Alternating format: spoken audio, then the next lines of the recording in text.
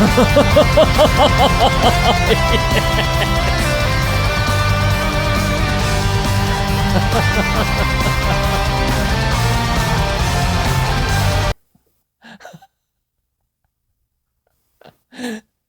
I said, I haven't seen this before, so that was cool. I love that transition. Sound check.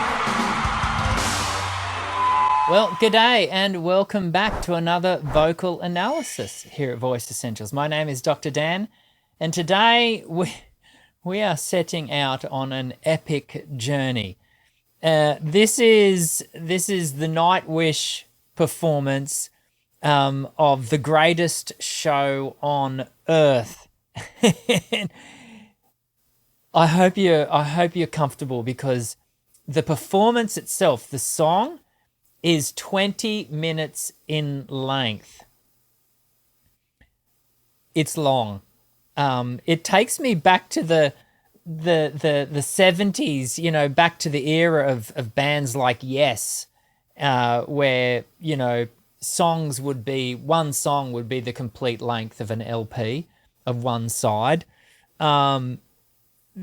This is epic. This is epic. But I want you to stick with me for the entire thing. And because it is so long, and I'm reviewing this because a number of people who are right into Nightwish, who have watched my Nightwish, in particular my Floor Jansen reviews and analyses, have asked for me to have a look at this one. And so we're going to.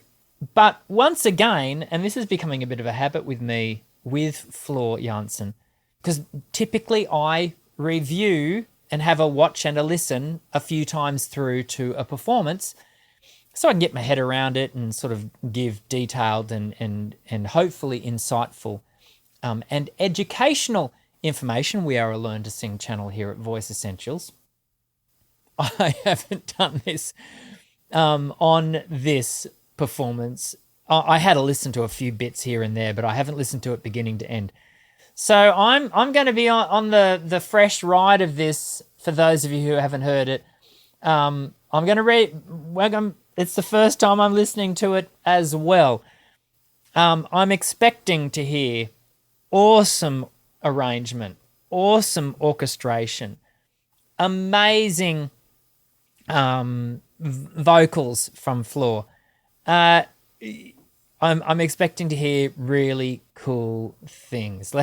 Let's dive in. You know how much I love them. I do. I love Nightwish because I love symphonic metal. Here we go.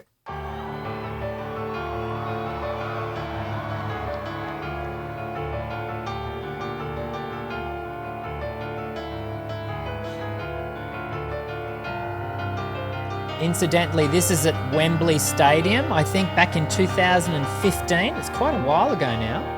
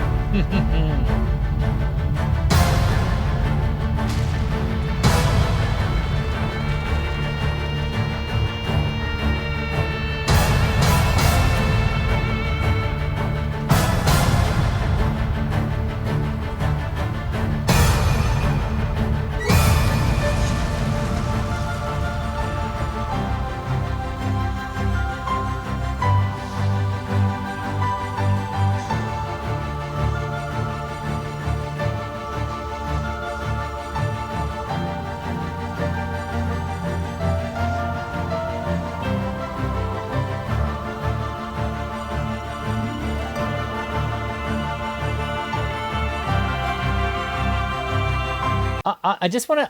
I'm just thinking to myself, we're 2.5 minutes in. We are only about 30 seconds to a minute off the normal radio play length of a song, and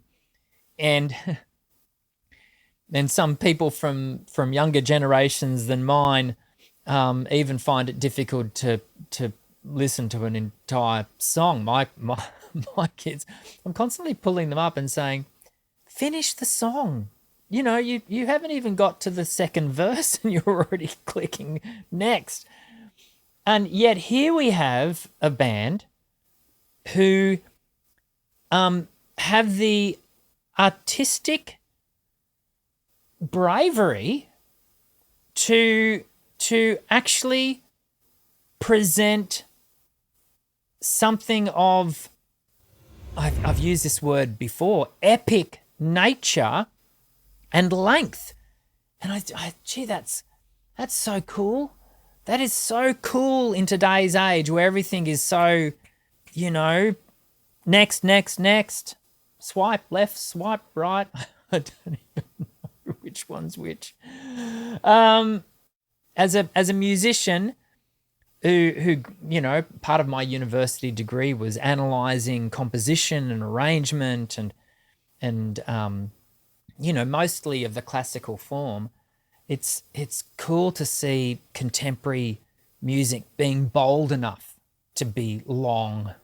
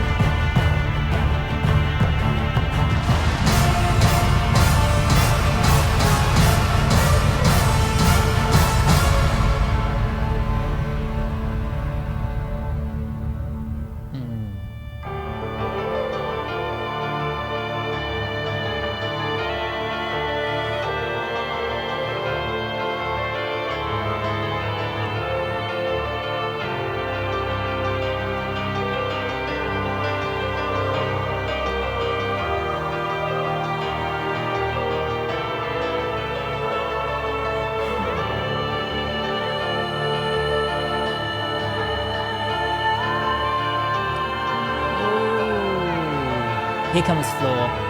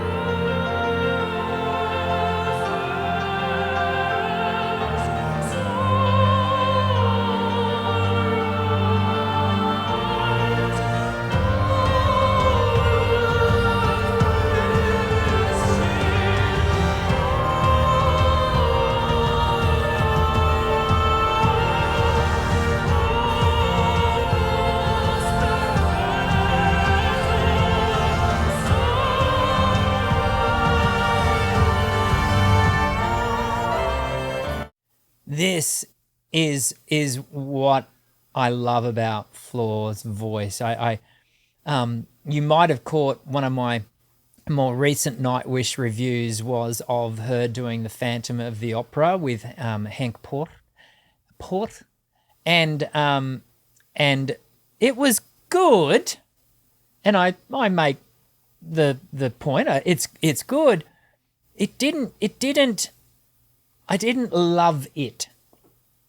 But this I love. This, because it's not them trying to be sort of to acquire the sound and do their own thing with another genre.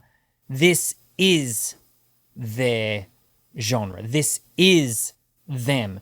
And as a result, we get to see them in their wheelhouse.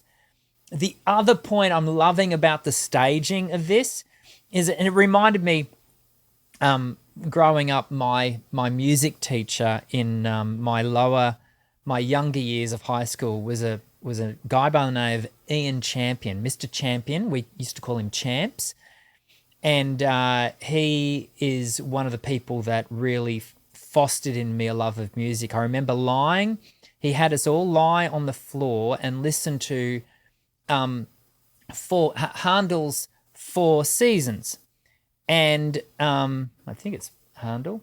And correct me if I'm wrong.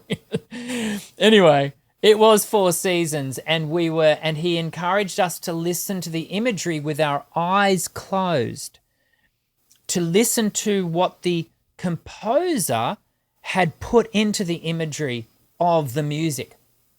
And what I'm loving about this staging is it's almost like, they're encouraging a closing of the eyes of their audience. Remember, this is at Wembley Stadium. There are tens of thousands of people in front of them, but yet the stage is relatively dark. The musicians are in silhouette, and we just can't see them very well. And so it's causing the music to be at the fore, and causing them to, in the audience that is, to engage with the imagery. And yeah, I love it. We're 4.5 minutes. We've got 15 to 16 minutes to go. So cool.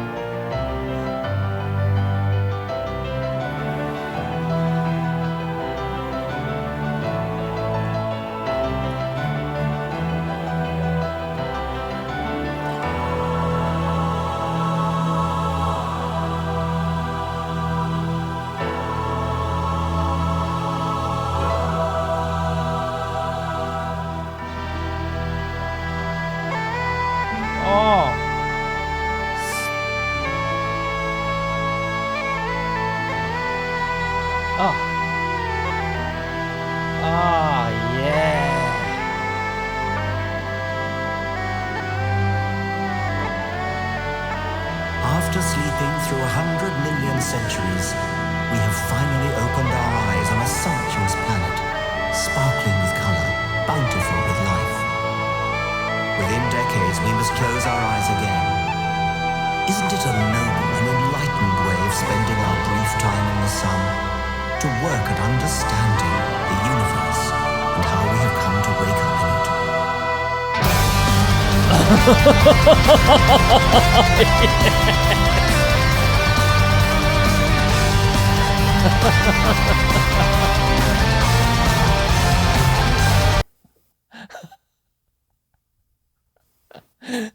Like I said, I haven't seen this before, so that was cool. I love that transition.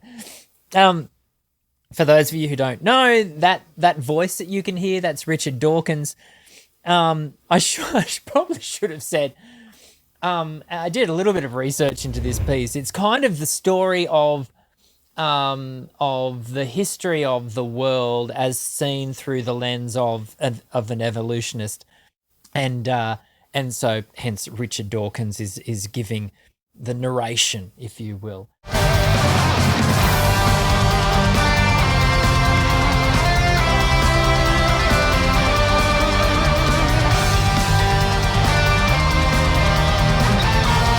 You wouldn't want to be epileptic at this concert, I don't think.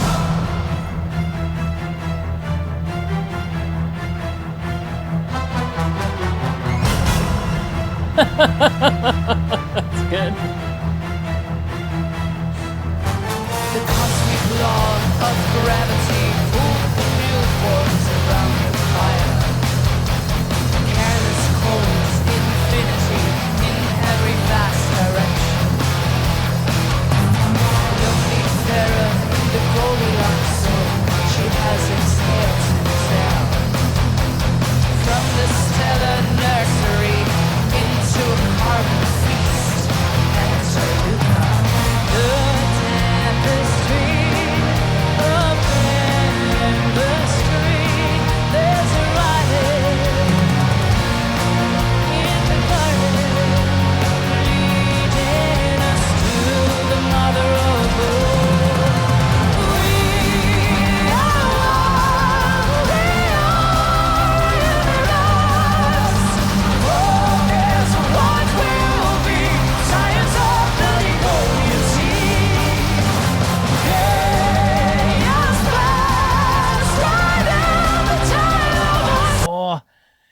her body position's always so good. Look at that. Can you see her? And for those of you who are my regular students, if you've had lessons with me before, you know how much work we do on body alignment in our lessons and getting that center of gravity to be low and to be well supported by thighs, buttocks, lower and mid abs, you know, the upside down diaphragm, that pelvic floor, and activating that lower support structure keeps everything lovely and free up here.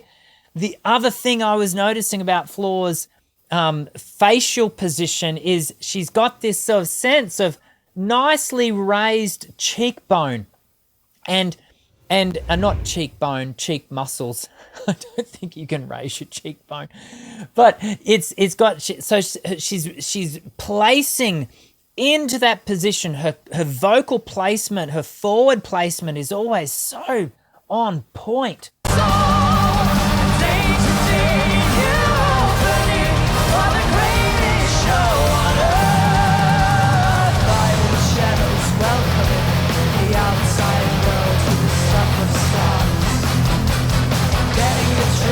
Of a biological code. Enter my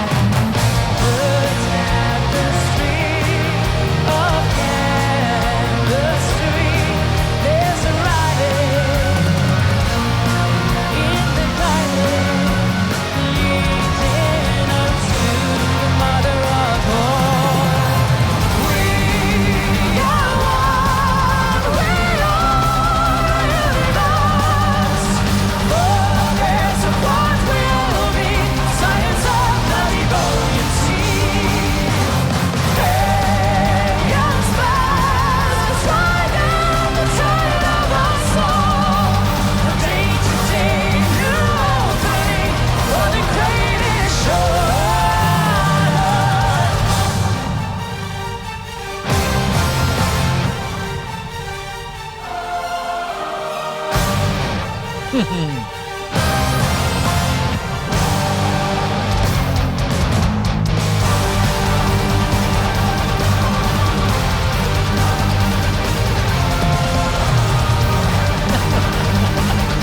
See Floor with her hair swinging around. Oh, I've got to listen to that again. Listen to that. Is that like a syncopated backbeat? How would you describe that? Listen to that. Up to the transition. Oh, yeah.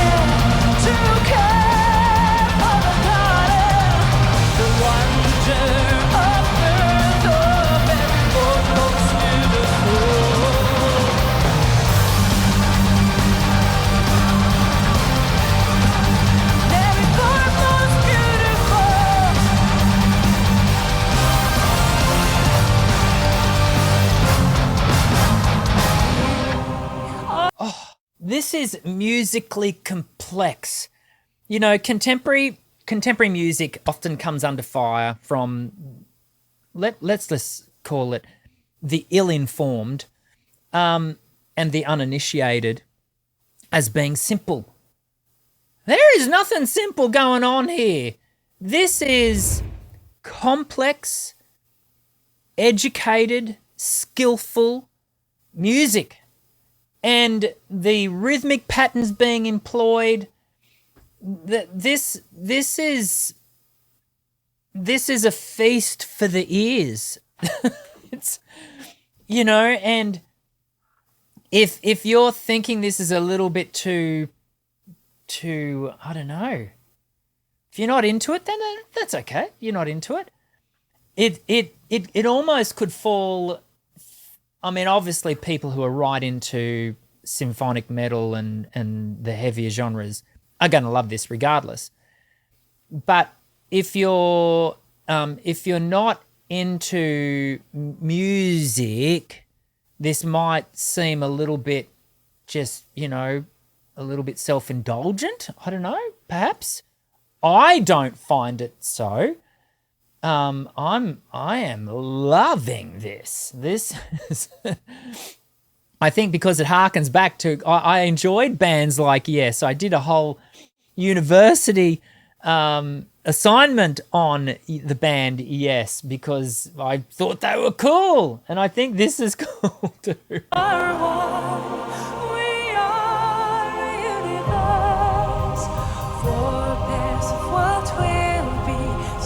Of the Devonian sea.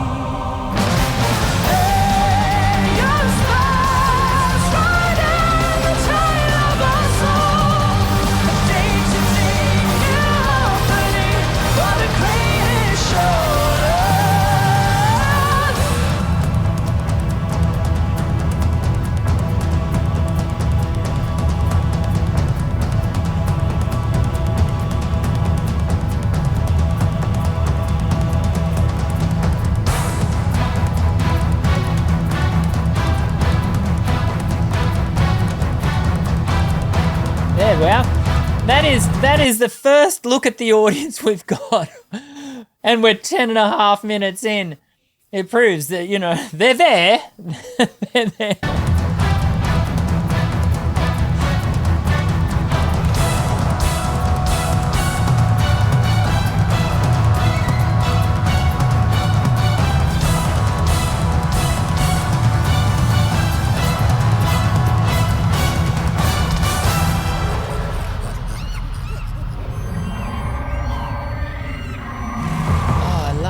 I love the addition there of the natural sounds. That's cool. Again, this is educated, this is smart, this is very intentional. The other thing that just occurred to me is none of them are playing with any sheet music, you know, in front of them. I guess they could have screens that I can't see, but the point being is this is 20 plus minutes long. It's all being played perfectly from memory, you know, and yes, there are other musicians that do pieces of that length. You know, classical musicians, I'm thinking particularly of pianists who do piano concertos and those sorts of things, and there are long pieces out there that have to be memorized, and we celebrate those musicians for that skill. Let's celebrate the very same thing here, but it's not just, you know, one player on a piano by themselves. This is musicians together playing. Impressive.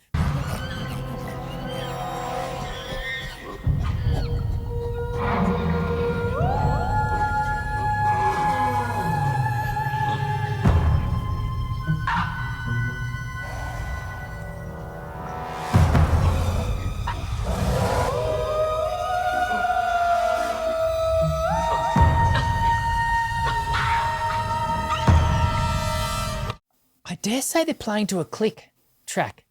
They must be, to have the, you know, that all come in at the right time, you know, the natural sounds that we're hearing.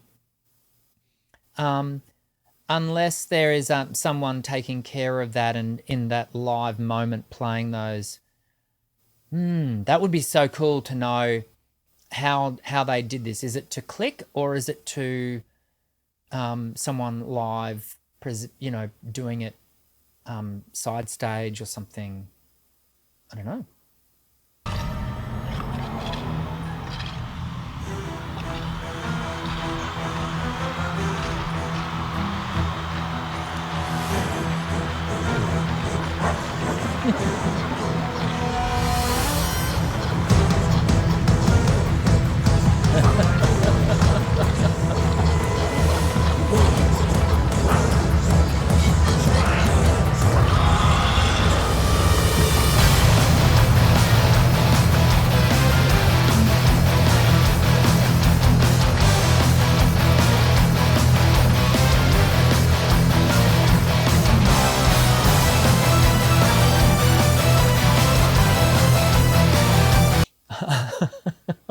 Watching the head swing. I can't do that because I have a chronic middle ear balance issue. I would end up on my back, probably throwing up. But what's impressive about that movement of the head that Flora's doing there is encased in the big main movement area is her larynx. She's got to do that, which is all performative, right? It's all a part of the presentation and performance. But she's then got to she can't do that in such a way that she could hurt her neck, because if she does, could be a challenge. And some of the things we see these singers do, we forget that the singer is the instrument. Whatever they do, the instrument is doing with them.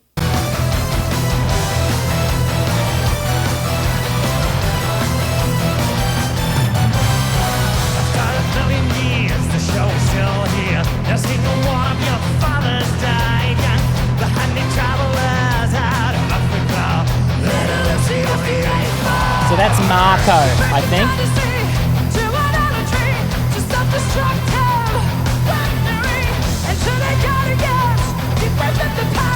Oh, hear the difference in the vocal. Hear the vocal, the tone, the timbre, the intensity is more of a belt rock sound. Everything up until this point, I think I just drew on myself. Everything up until this point is being done, has been really light and in keeping with the emergence of life. And now we've got this fire-driven, rah, and the voice, the vocal is in keeping with that sort of feel.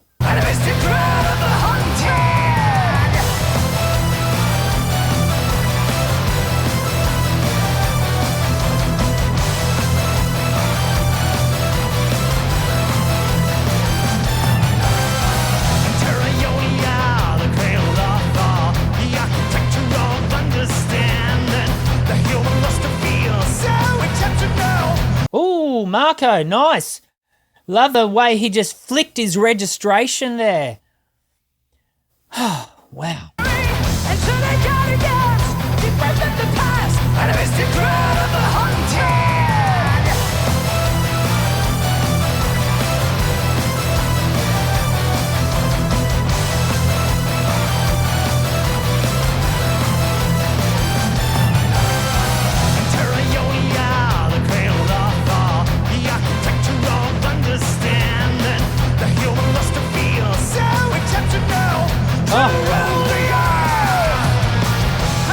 Great singing.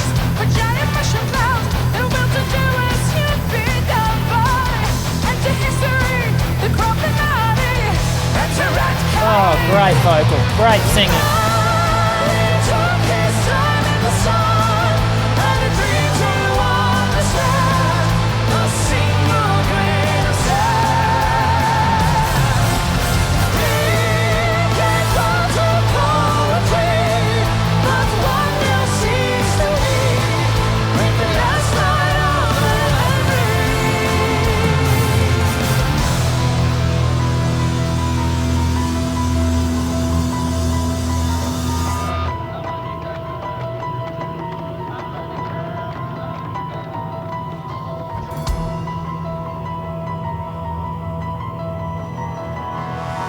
I've just noticed too, have a look at the angle of the key of the two bottom keyboards. The top keyboard is at a really flat angle, and yet the keyboard that he's playing and the keyboard over to his left are both angled up, which is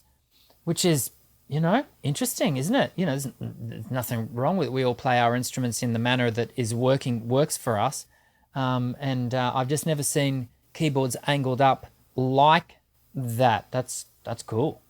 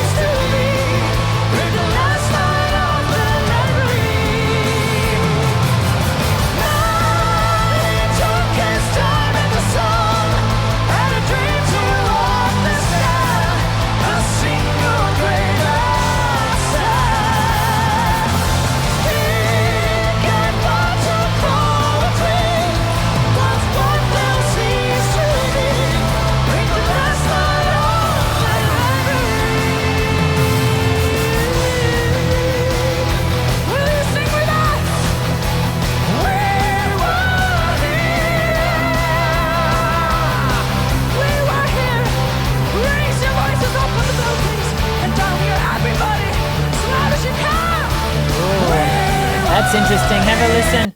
Have a listen to her voice there. As she's speaking, you can hear I think we can hear some fatigue there. And it goes to show just how much, how much load these voices carry, not just in a piece that's 20 plus minutes long, but in a full concert.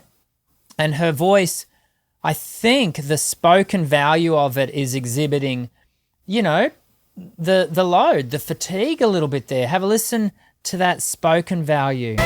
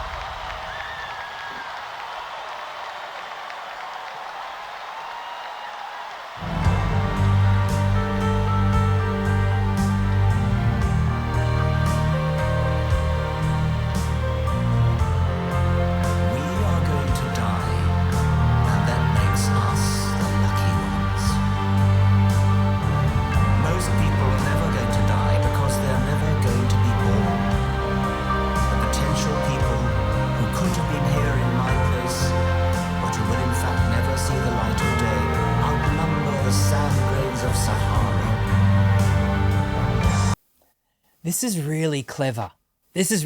So the band has left the stage.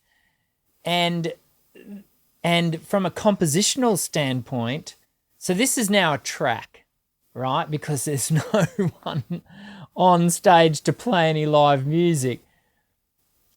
And yet the piece is continuing. But it's given the band an opportunity to step off, take a moment, a quick breather. It probably goes for 3 or 4 minutes, and just to refresh. I don't know what comes after this whole performance. We're going to play right through to the end. I just think that's really clever set. When I say set design, not the stage, but the design of the show and the programming of their set. It's just Certainly those unborn ghosts include greater poets than Keats, scientists greater than Newton. We know this because the set of possible people allowed by our DNA so massively exceeds the set of actual people. Here they come. In the teeth of these stupefying ones, it is you and I, in our ordinariness, that are here. I wonder if this is the end of the show.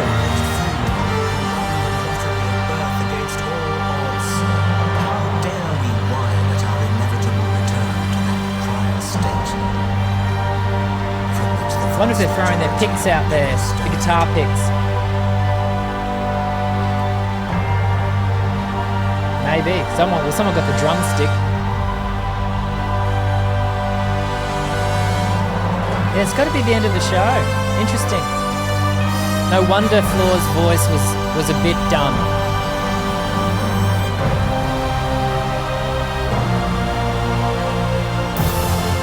Just on that, I said that, Floor's voice was done. Not in her singing capacity. The voice held. It did the whole way. Just in what we heard in the spoken value of a voice, of her voice there, it was a little bit cooked. But this is the reason. This is the end of the show.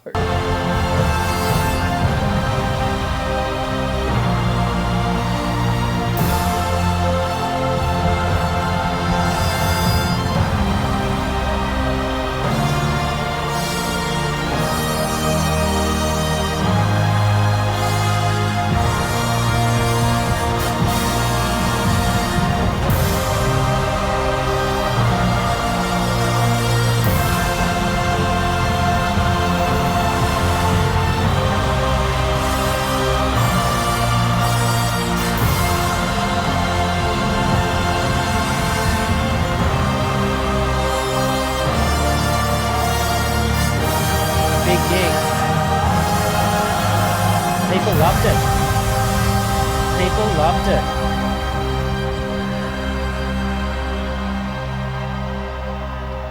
So that's 19 and a half minutes there.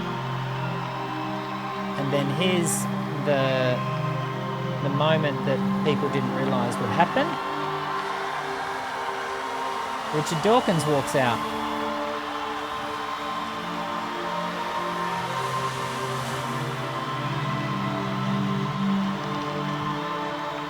Thus, from the war of nature, from famine and death,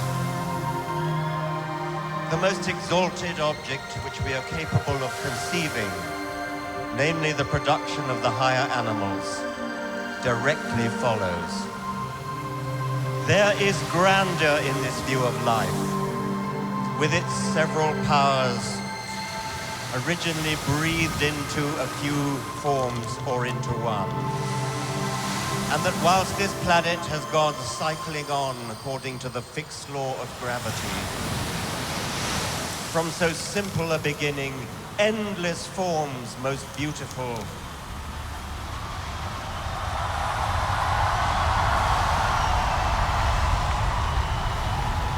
and most wonderful have been and are being evolved.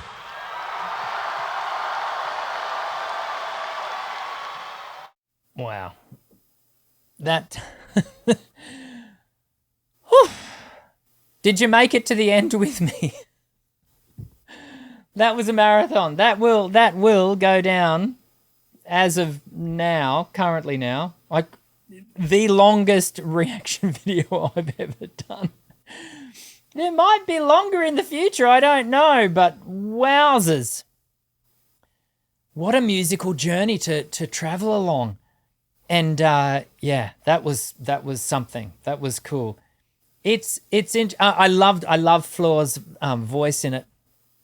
I loved Troy's and Marco's lead and backing vocals. And it is definitely the wheelhouse of, Nightwish as a unit, as a musical unit, but probably not the biggest display of their voice. I wonder whether the people that recommended I watched it just knew I would love the music. You were right. I did. I loved it. It was good. Good stuff to listen to. I'm going to stop now because this analysis has been going for nearly 40 minutes, well over 40 minutes.